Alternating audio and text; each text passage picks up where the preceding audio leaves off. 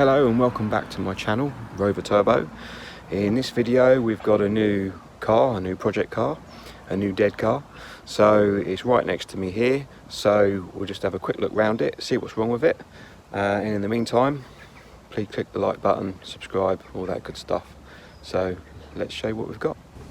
Okay, so it's a 2013 I believe.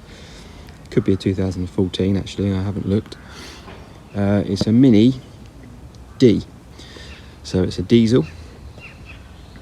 I picked it up dirt cheap, 1250 quid. It's got about 115,000 miles on it. The bodywork's not too bad on it. I noticed that there is a couple of little areas. There's a small dent there.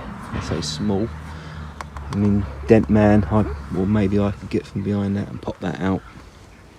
And also there's a small dent here, but there's a bit of paint missing, so again you could probably get to that and tap it out, touch it up. There's also a bit of lacquer pittle here on the front bumper. It's funny, that looks completely different colour to what it does in the camera. This looks like a dark blue. It's a very, very light blue.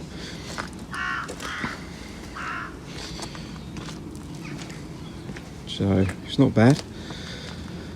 Not bad condition. Got some paperwork with it, stuff like that.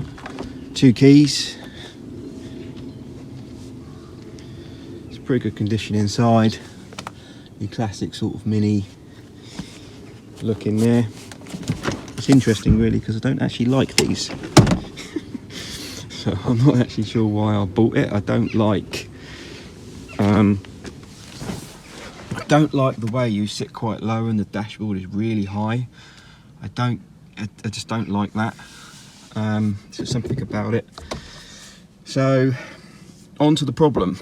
Now if you're already watching this video, you probably already know what the problem is. This is a BMW N47 diesel engine. They fitted these in a lot of the 2008, 9, 10 plate diesel 1.8s I think, and the 2 litres. And they also fitted them in the Minis. And the problem with this is the timing chain. Now the timing chain on these engines are gearbox side. So normally in a BMW the engine's that way, timing chain is on the back of the engine. In a BMW it's gearbox out to be able to get to the back of the engine. In the Mini, same thing, obviously it's rotated the other way, but the gearbox is obviously here. Due to the suspension layout and the subframe layout on these, to get the gearbox out you have to take the entire front subframe off. So rack, front suspension, everything. So in this particular application it's easier to take the engine out because the whole front end of this front panel completely bolts off and removes, the bumper removes, and you can access the complete front of the engine. So, and then it kind of just sort of comes out forwards. It's relatively easy to do, obviously, once you've disconnected everything. I've done 1 or 2 of these, I think, before. So, yeah, now it still runs, it still starts and it still runs, but it sounds like a bag of nails. So, we'll give it a start up, we'll let you listen to it. Key in the ignition.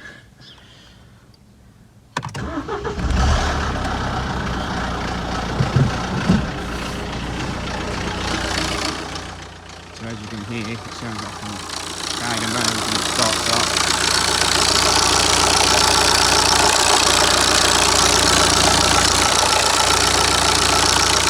And you can hear the fan flapping about in there.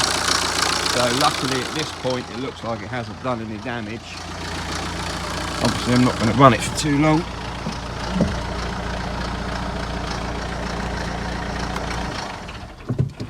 What's going to happen is the engine's going to come out, obviously EGR, cooler, everything, gearbox off, and then a new chain kit's going to be put on it. It's 2 chains on, so you've got your top chain and you've got your bottom chain. I think it's the top chain that always gets the worst of the deal, so there's a possibility, I've been watching some videos, that it's actually the tensioner that actually fails at the back, but also the actual guides fail as well, they break in half. Now I have been thinking, do I just replace the tensioner first, because it just screws in the back of the head, and then see how we go with that. So as I say, possibly maybe change the tensioner first. If I can get to it, I can just unscrew it, and then if it will shut the engine up enough where I can be 100% confident that it hasn't done any valve damage, because it starts fine and it idles fine, it's just noisy. So 99% of the time it hasn't gone so far out it's damaged the valves or anything else. But I'm not going to know that until I've taken the engine out, changed the chain, put it all back together, put the engine back in, and then I find out I've still got head damage, which means I need to do the whole thing all over again, which is obviously a little bit of a worry. So anyway, that's where we are with it. I'll pick up the camera again when we start taking it apart. So I don't know, I was planning on doing it at home, because, you know, just up on axle stands, engine out, and then rebuild the engine here. It's a possibility I can use a workshop, but due to the length of time it's going to take to get the engine out, do the chain, gearbox back in, so a gearbox on, you know, might need a flywheel, it could need a new clutch on it, it could need, you know, blah blah blah.